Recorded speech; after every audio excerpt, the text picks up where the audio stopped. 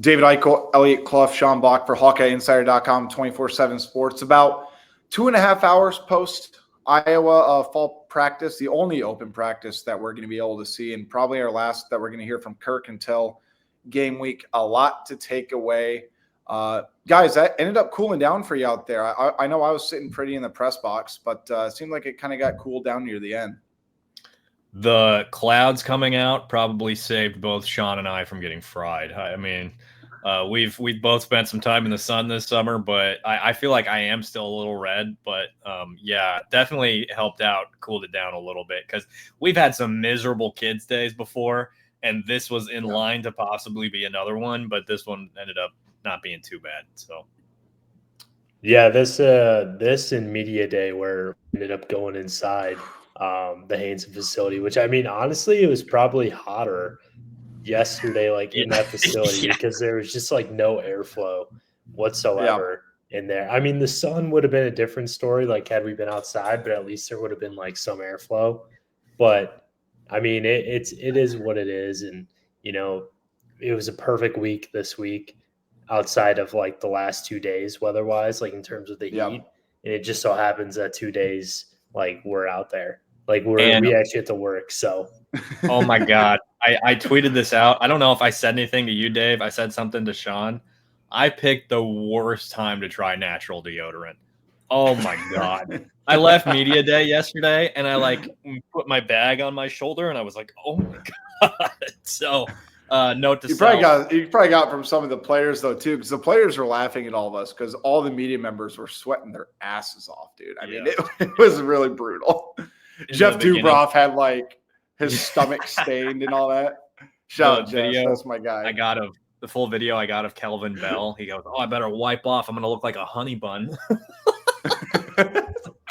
So, yeah, it was good times, man. It was an interesting day. We'll talk more about media day here probably next week, but real reason we're here. I mean, obviously the only open look that we're getting from fall practice, guys. I don't think it was particularly a great practice.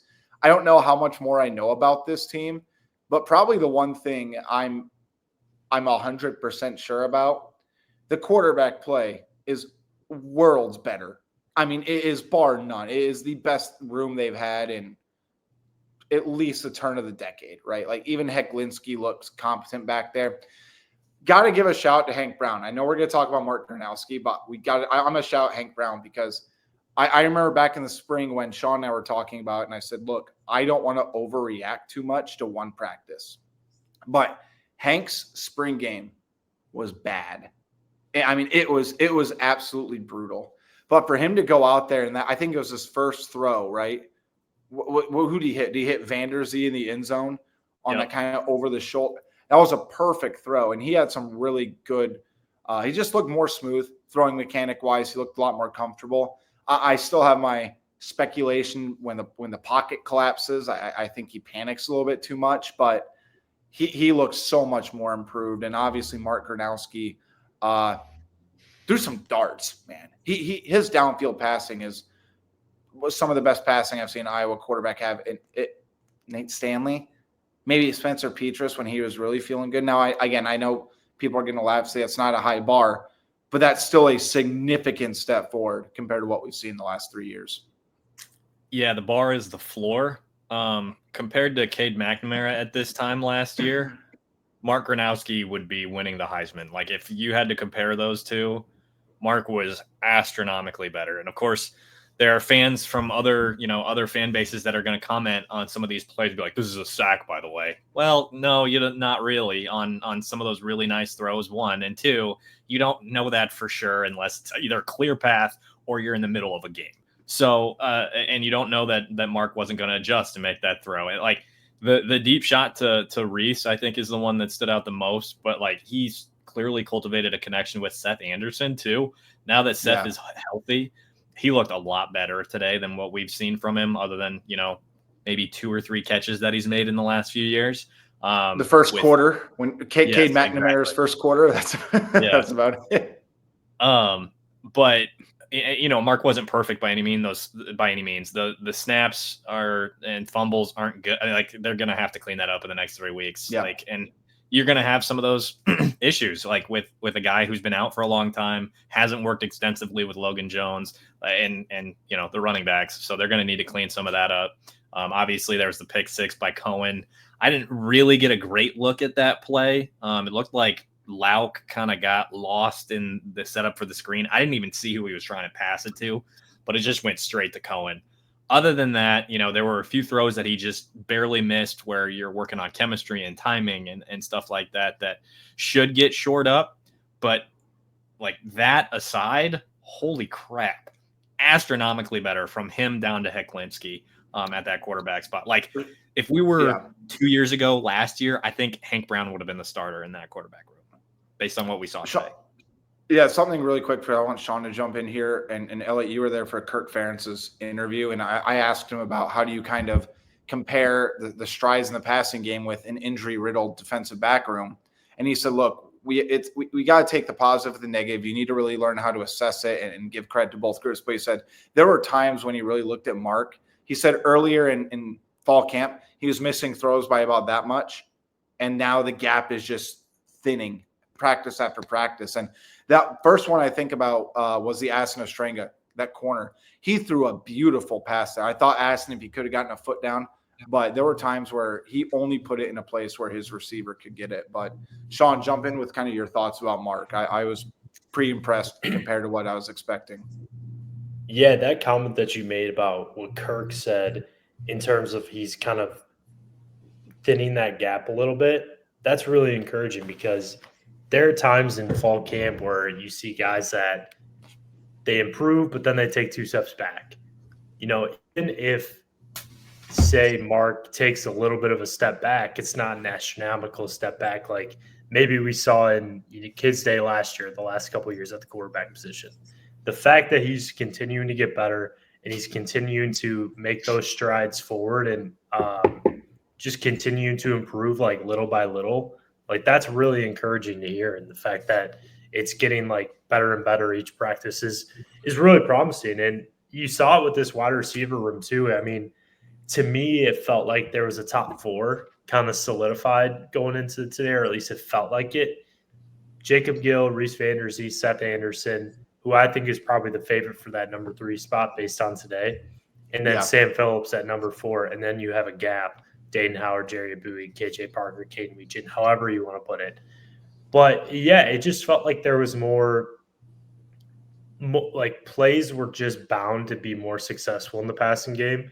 And the fact that you have a quarterback that can make those kind of plays and you have receivers that are able to find their way open and create that separation, that's a really positive trend. And I mean, even like not to mention the running game, Iowa didn't have 2 of their top or presumed top running backs in Kamari Moulton and Terrell Washington Jr. Like that can kind of throw things off a little bit too in terms of timing and obviously the handoffs, some of the snaps, like stuff like that, like can get really like kind of screw things up a little bit too. So yeah, I'm not like totally worried about, I mean, we'll talk about it here soon. I'm not totally worried about the fumble situation right now because it felt like a number of those fumbles were guys that maybe won't see the field as much this year, but they did plenty of good that it felt like they were they have potential to make an impact in due time.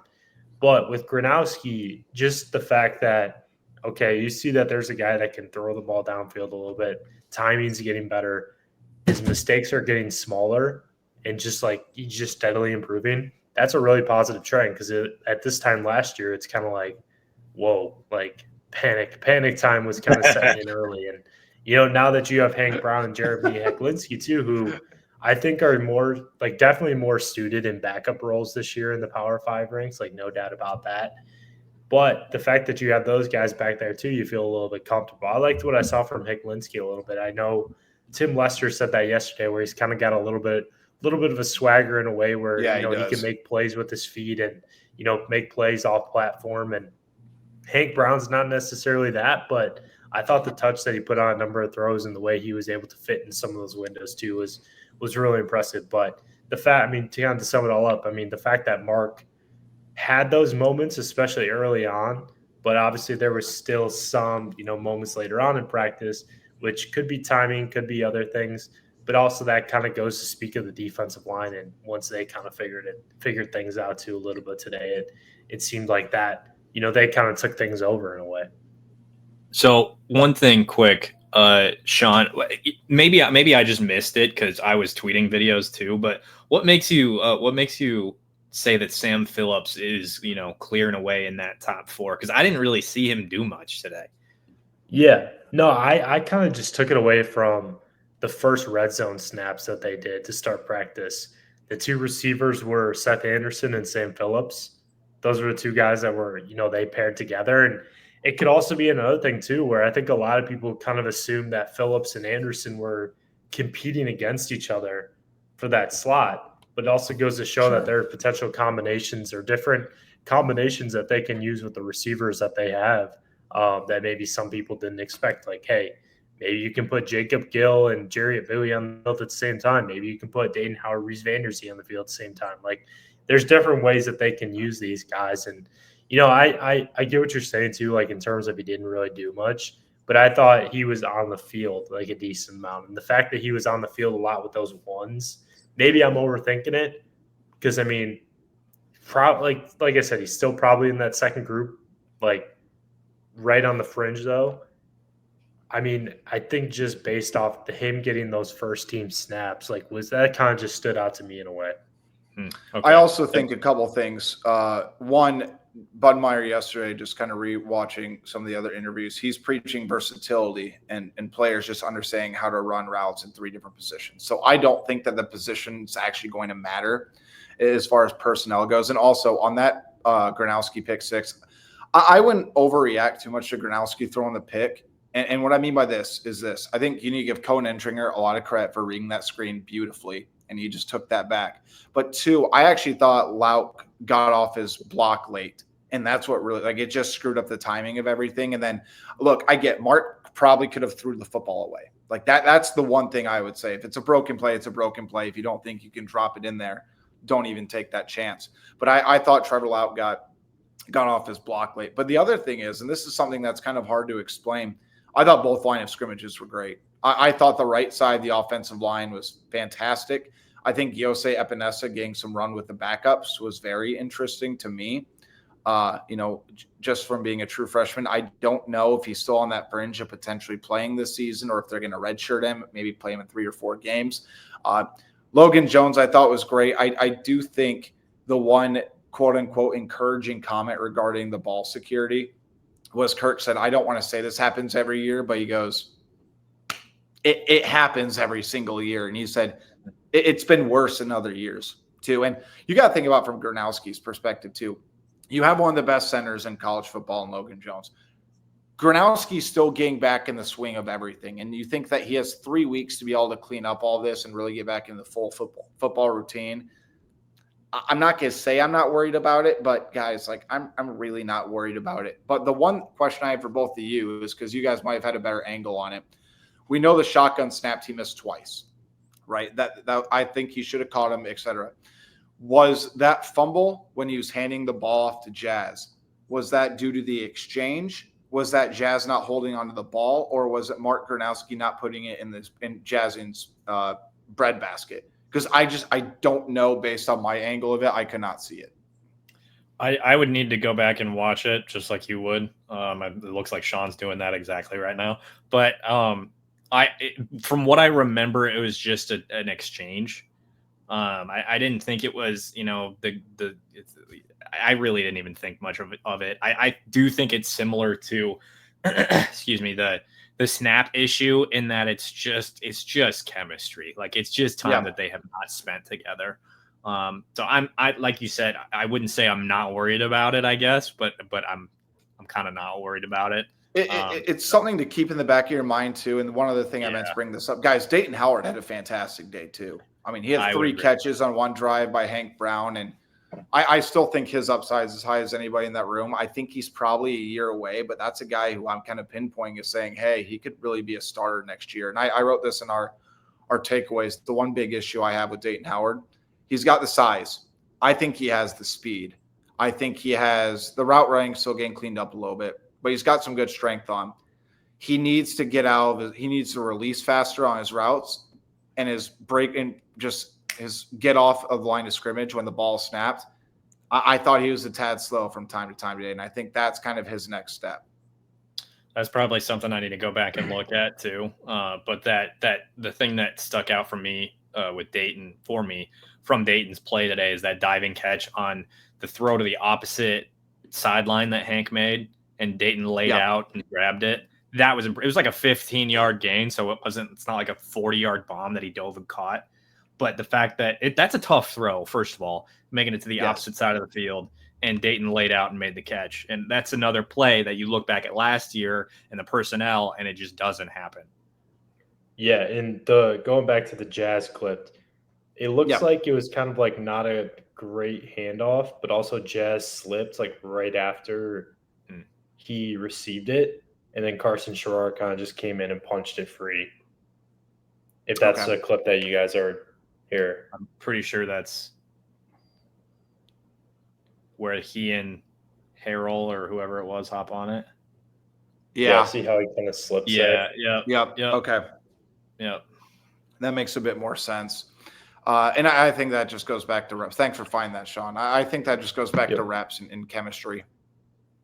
I would agree with that. And while we're on running backs too, obviously Kamari Moulton, TJ Washington didn't participate today for whatever reason. We haven't been told that they're hurt or anything like that. Probably just bumps and bruises. You know, for that reason, you keep guys out. Kirk didn't seem worried about anybody, by the way, like at all. Like he said, he's not worried about. He said he's not worried about TJ Hall at all, which I think is really interesting. I know Michael Myslinski left this practice for a little bit, and then who else? Sam Phillips got poked in the eye.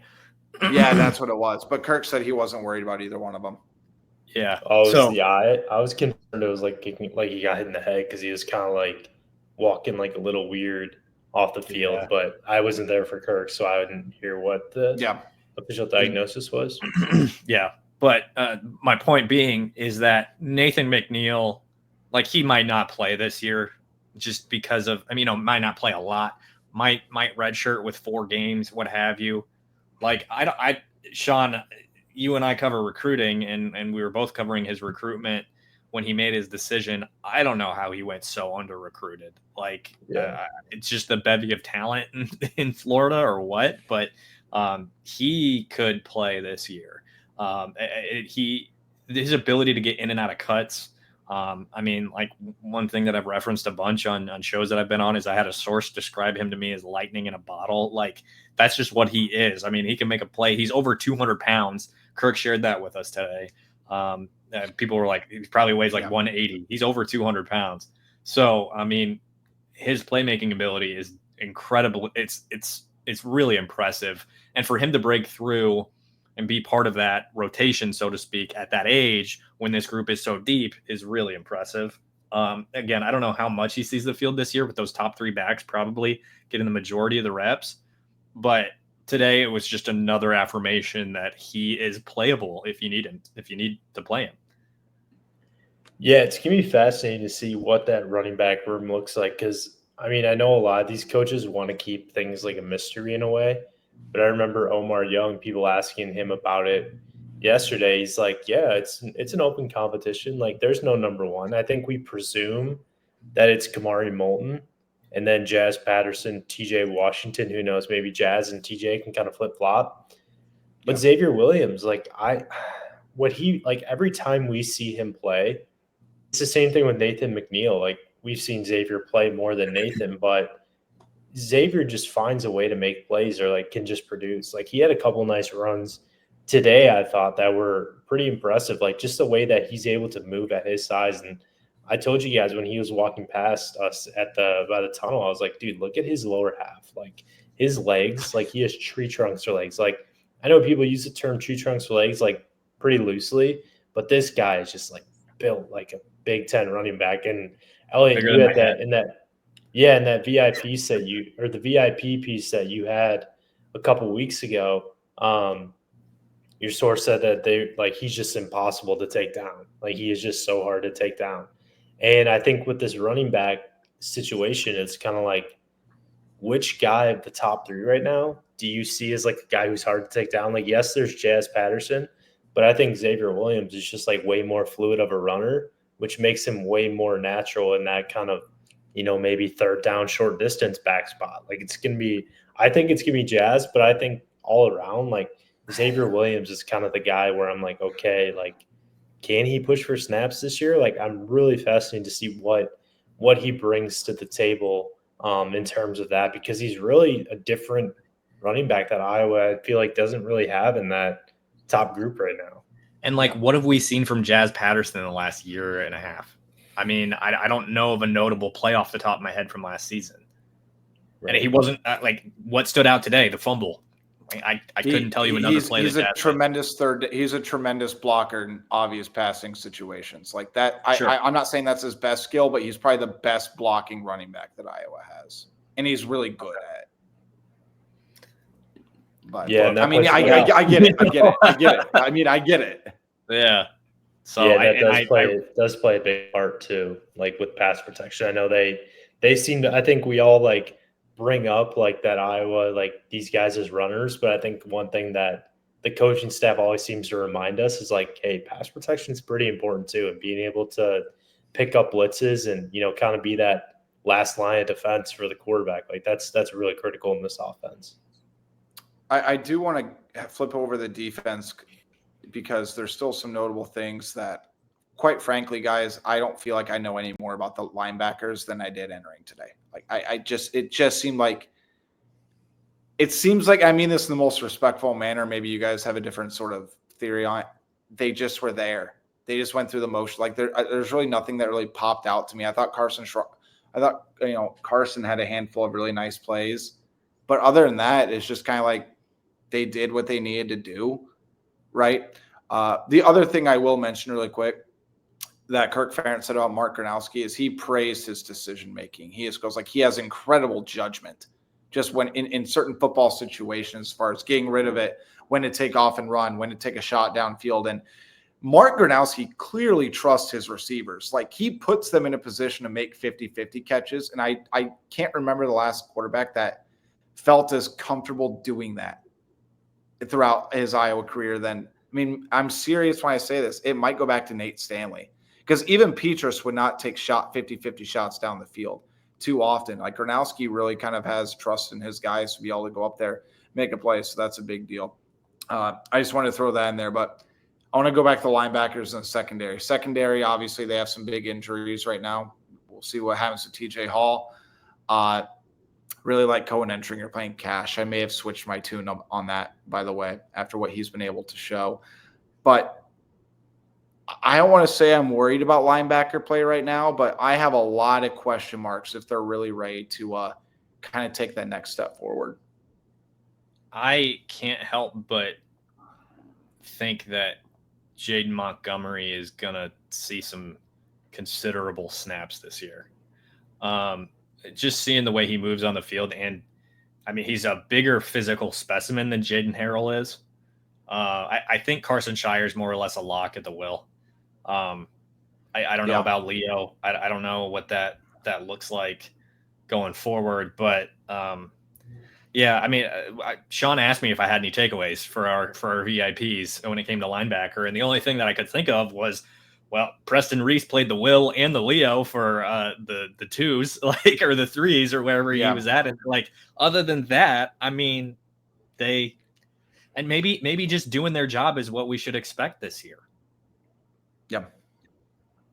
Yeah, I mean, I thought Sherrar was probably the most, like, he stood out the most in terms of like making plays.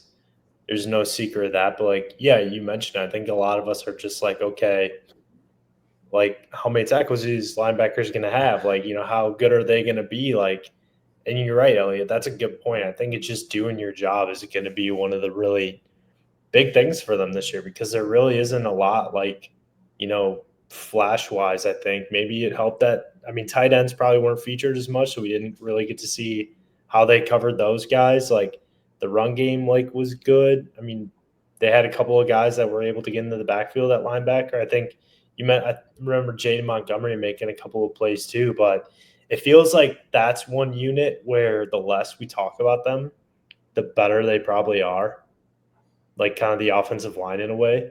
Maybe we just don't notice them as much. I don't really know. Like, it's very fascinating. Well, go ahead. I was just going to say that might just be a this year thing because, Yeah. I mean, like they just don't have that. Oh, Josie Jewell just smacked that guy. Like they don't have that. Jay Higgins had 4 picks. You know what I mean? Like he racked up 170. Maybe they just don't have that super high end flash to them, and they just go in and do their job and they graduate, move on. You know. To be fair, though, too, when it comes to Jay Higgins, we all knew that he was going to be a pretty productive player and a good player because we've seen flashes of him. We just haven't seen flashes of any of the guys that are playing the position right now, right? Like even Jay, nobody knew he was going to be that good, but we all knew he was going to be a pretty productive player in Iowa system. Like looking at the guys now, but it's probably just because we haven't been able to see them on the field because of Iowa's had such a senior-led linebacker room, but I'm in wait and see mode, guys. I don't think I'm really going to have an opinion of the linebackers until after Iowa State. Right? Because I'm not going to take anything away from Albany. And Sean, I totally interrupted you in the middle of a thought too, but I mean, I don't know if you had anything else to add there, but like, I guess when we're talking about flashes, like I think we've seen something from Shire, you know, like he had that pick 6, I think in the spring or like last Kids Day or whatever. And you know, we've heard about the athleticism and stuff, but we really haven't had, and like, I guess now with those 3 young guys, we hear and we talk about Buffington, Weiskopf, and Reese, especially Reese right now. But there was none of that buzz for Jaden Harrell. There was none of that buzz for Jackson Rexroth. Yeah, I mean, I'll have to look back and watch a little bit more of them and kind of see like where they did what and whatnot. But yeah, I think really you look at this team, I mean, question mark wise, like it's a little interesting to see that linebacker and corner, especially corner right now. It feels like corner is a big question mark just because TJ Hall is out, which it sounds like he's been pretty diligent and like pretty like working hard to get back. Obviously, with the season coming up pretty soon, that's as to be expected. But they don't really seem to have him drag things out like very far. Like they're pretty sure that he's gonna be back in the next week or two. Like that sounds like a certainty. I know Kirk said it on Friday, but yeah, like just with this linebacker group, I mean, what you bring up a good point, Dave. Like it really is just wait and see. Like I think you guys who talked to Seth Wallace yesterday? That was me. What were some of the things that kind of stood out to you when he was talking about it? Because he's kind of the coaches that's more like the most forward, I feel like, with kind of where things are at. Yeah. I might put Kelvin Bell in there, but true. Seth, what he said, I brought up Jaden Harrell's struggles against UCLA last year because that's all we have to reference, right? And Seth looked back at that particular, you know, those snaps that he took, and it was like even the first snap was not advantageous for Jaden. Like he had the whole field behind. Like, it was just the way he explained it was more intricate than I'd be able to regurgitate at the moment. But he said it wasn't an ideal scenario. He brought up a play in practice the other day that like Jaden just recognized it and made the play. It was like a goal line situation where they hadn't practiced it a lot, but because he's been around and he's seen guys like Jay and seen guys like Jack Campbell do it, he instinctively did it too, or, you know, found that memory in his brain and made the play. And so he sees those 3 as the starters right now. Phil Parker said the same thing, right, Dave? He did. And then he didn't say that definitively. He just said, I'm leaning toward the experienced guys right now in terms of seniority. Okay. Then Seth followed it up and said to start the season, going past those 3 and or Jaden Montgomery and Landon Van Keekerix, he said something catastrophic would have to happen or something crazy like an injury for the 3 young guys to see the field. But as the season progresses, he said if they keep pushing and knocking on the door like they have been this summer and in the spring and in fall camp, he said it's going to come sooner rather than later for those 3. So I don't know if that's more of an indication of their potential or of where those top three are at, just not being those athletes, those playmakers like the guys that were ahead of them and now the guys that are behind them? The way I would interpret it, being around Seth Wallace for as long as I have, and again, I this is just my opinion. I'm not, I could be off on this. I think he's saying if you took the senior version of the three younger guys and compare them to the senior version right now of these guys, he would start the younger guys, the senior version of the younger guys, just because of the potential that they have. Now, with that being said, the way they could feel about the three guys that are likely starters this year, he could feel like, hey, you know what? They're going to give us a very high floor. They're going to give us stability, but nobody's going to be a breakout star. But that goes back to the do your job. Like if Iowa's defensive line does what they did today in certain regards and the linebackers aren't liabilities, we're looking at a pretty darn good defense. But again, we need to see it translate against power competition and top-end competition. And I would throw the same thing in with the secondary because I thought there were some communication breakdowns, especially over the top when it came to certain things. But again, it's also unfair that we have to talk about like this, but this is all we can do, right? Okay, look, Mark Gronowski made a couple fantastic throws. Hank Brown did. Jeremy Hecklinski was letting it fly immediately right when he got in the ballgame, right? If they complete the passes, oh my God, Iowa's defense sucks. Yeah. If Iowa's offense doesn't do anything, then it's okay. Well, we got Phil Parker defense, but the offense still can't move the football. Like, oh, there's going to be panic one way or the other. But I feel confident in saying this. After today, I know a lot more about the offense than I do the defense. Bar I mean, with your number one corner out, like it's just kind of how you have to evaluate it. That and no Ty Hudkins in the second team. Dave and I were not arguing, but like debating as to whether or not we saw Jalen Watson on the field. I swear, like 99.9% sure he played today. Other than that, like nothing is coming to mind for Deshaun Lee. Nothing is coming to mind for Shaheed Barrows other than getting beat by Reese Vanderzee on that Hank Brown throw. I don't know that I saw him on the field and like recollect any other moment for Shaheed. Rashad Godfrey, the thing that sticks out is he was being coached by Desmond King. Like I'm just not. There weren't any, really awesome PBUs. There weren't any interceptions. There weren't any big hits by the secondary. Like the thing that I wrote about for the secondary for takeaways is that Kyler Girardi might be the next walk-on safety that ends up earning a scholarship and plays. Because like we'd heard, I don't know about you guys, this is when I was at the other place, but I'd heard about him from a source and that he was one of the guys that some folks really wanted to keep around with the 105 roster limit.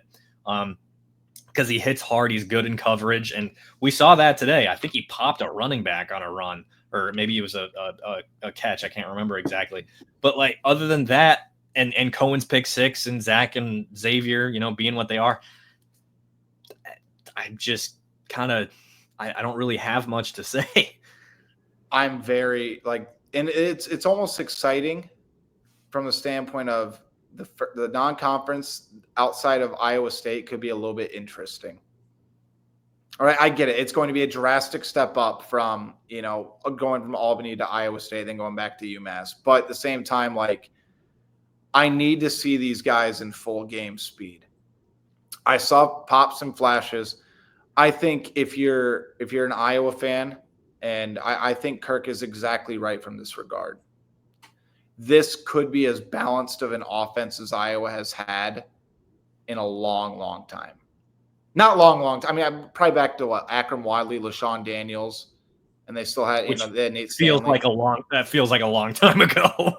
That feels like a lifetime ago after the last few years. But I think you can take some comfort in that. The special teams we should probably mention was fantastic. Reese Dakin. I mean, I started getting a lot of quote tweets about hey, where's Iowa? Just keep finding these punters, dude. But that first one, I think right when they got out of warmups and he bombed a 65, 70 yarder. I'm like, all right, well, here we go again.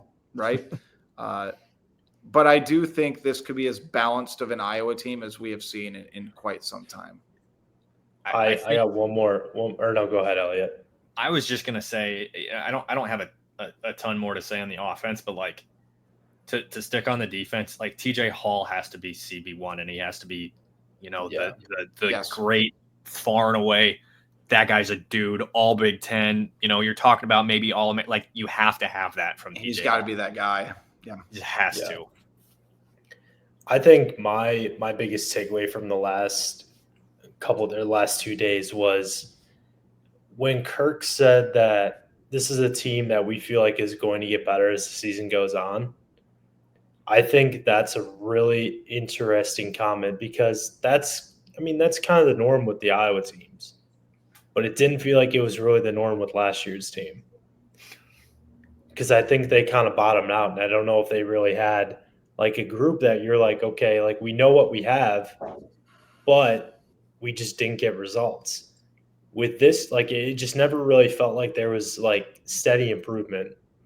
But with this team, like it feels like there is a higher ceiling for that steady improvement and the potential for them to be playing their best football, which, Iowa football, November football, like that's kind of been a thing for a long time outside of last year.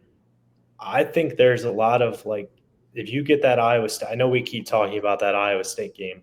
If you get that Iowa State game, get that win, and the level of competition that you're playing at the end of the year, like I think this is a team that's built way more to compete against that level of competition than maybe some of the teams of the last couple of years. And I think that's a really encouraging sign.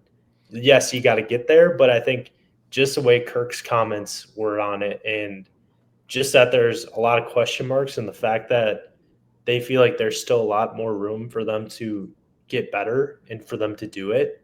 That's like that really stuck with me the last couple of days. The only thing I'll add to that too really quick, Elliot, is this. The reason why we keep stressing at the Iowa State game, like look at the way the schedule goes. If Iowa is 3-0 going into their Big Ten Friday night opener at Rutgers, and if they continue the success they've had against Rutgers, can you imagine what that atmosphere and what's going to be on the line when they come back for homecoming on September 27th with a 4-0 record against probably a pretty good Indiana team? Because if Iowa starts 5, again, I know I'm projecting here, but just think about it. That's why this Iowa State game is so important. 4-0, homecoming, Indiana. They beat Indiana, they're 5-0, and then we're really starting to talk about this Iowa team. So that's why I'm putting so much stress on this Iowa State game, because I don't think they're going to struggle with they're not going to struggle with UMass. They're not going to struggle with Albany. And if Iowa typically shows up, and again on the East Coast, the West Coast, different story. We're going to know very early, I think, what the potential of this team is. So go ahead, Elliot. I'm sorry to cut you off. You're okay. Dave, I think that poll that you put out about which game will be the most season defining, and Iowa State was clear and far away the selection for people. That's kind of what this conversation is bearing out, right? I mean, the trajectory of last season just went downward. I mean, they went 8-5, like could have been, but their hopes of playoff contention more or less with that loss. And that game is at Iowa State as well. And that the rivalry is so weird with who wins where and when and all those things. But so I think the trajectory of the season really is contingent on that, because going into UMass 1-1, like you want to go into that game too. Like I really do think 2-0 is a gargantuan difference between 1-1 at that point in the season. The other thing too is, Sean, you talking about the streak of being a really good November team. So much of it right now is contingent on quarterback health, how good that left tackle spot is TJ Hall CB1, and can those linebackers do their job enough to stay consistent and hold it down at that second level. That's all. And I mean, CB2 for that matter. We talked about CB2 all this offseason, and right now we're talking more about CB1, but like, can Shaheed Barrows be or Jamari Harris to TJ Hall's Cooper DeJean? Like, that's not a perfect analogy, but why don't we go Desmond? Like remember Greg Maben? It was like Greg Maben and Desmond King. Like that's probably what you need. So the CB2 was good enough to get to the NFL as a free agent. I think maybe he got drafted, but he was there for a while. But he also got picked on a lot because nobody was throwing on the ball in half the field. Exactly. Yeah. So, Sean, you got any final takeaways? I know the more I talk about it, the more I think it's going to be a balanced team. But there's a lot of intrigue, and like I said, I have a lot of questions still. But it'll be interesting. Yeah, and I mean, I think it's kind of been a theme that's been, like talked about time and time again, but feels like Kirk Ferentz's teams that just have the most question marks are the ones that are most successful. And I'm interested also to hear Big Ten Network comes to Iowa City on Monday. And that's where we heard that's where we heard last year where Phil Parker was like, I'm most concerned about the secondary. And everyone was like, okay, yeah, whatever guy. And now it's like, okay, like I'm just interested to hear, like, sometimes the Iowa coaches give those guys different stuff than they give us. So I'm fascinated to see what kind of we can take away from that too, because that's always pretty interesting preview. All three of us, I'm sure, are going to be freaking glued to the screen for that. Yeah. I mean, I can't speak for you guys, but I will be for sure. Yeah, I will. I will be in on that too. You're right, though. You know why? It's because, and I mean this respectfully to the coaches and the coordinators, it's because they don't have to answer to us till game week, right? Like Kirk doesn't have to say one more word to us, so they can get, with the timing of this, it's going to work out. Right. But I think you summed it up well, Sean. I think the team that, the most question marks, they typically do well. But the other side of it, too, is there's more marquee games this year. Like I asked Aaron Graves about yesterday, and I said, dude, like, he goes like, yeah, I really haven't had a great primetime game where he's been a big part of the team, right? He said, this is the year where we're going to treat every game the same. But the thought of, hosting some of these college football, caliber teams, he goes, it's opportunity for me. It's opportunity for us. And it'll be interesting to see where things kind of wind up. So I'm very excited for the season, guys. And I think today kind of solidified it. Again, I still have my concerns and my questions, but it feels very strange that we're not harping about the wide receivers.